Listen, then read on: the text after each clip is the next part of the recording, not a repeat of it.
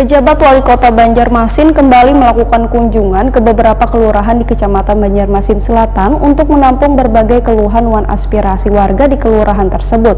Hasilnya masih didapati keluhan warga mengenai infrastruktur, ada jalan yang rusak dan rawan kecelakaan.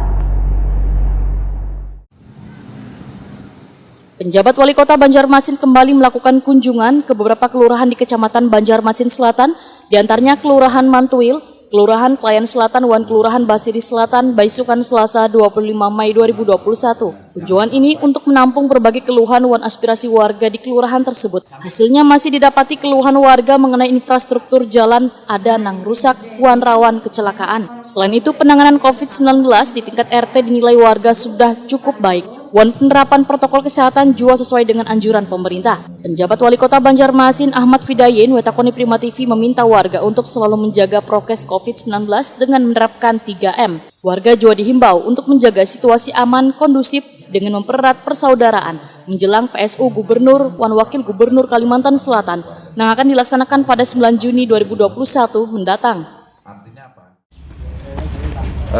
Terkait banyaknya keluhan warga yang kita catat dan akan segera kita tindak lanjuti. Ini malam ini kita rapatkan bersama jajaran terkait di pemerintah Kota Banjarmasin sehingga percepatan keluhan serta saran dan masukan dari masyarakat ini dapat segera dilaksanakan dan ditindaklanjuti, direalisasikan pada intinya.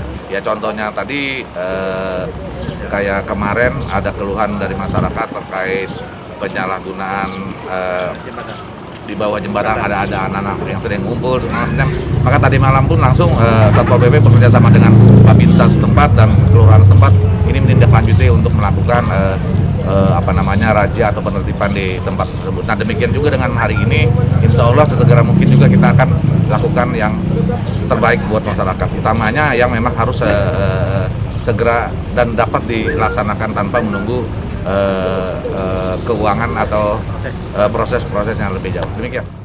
Mengenai masih banyaknya keluhan warga yang disampaikan melalui RT terkait dengan infrastruktur, Ahmad Fidayin berjanji akan melakukan pembahasan bersama instansi terkait.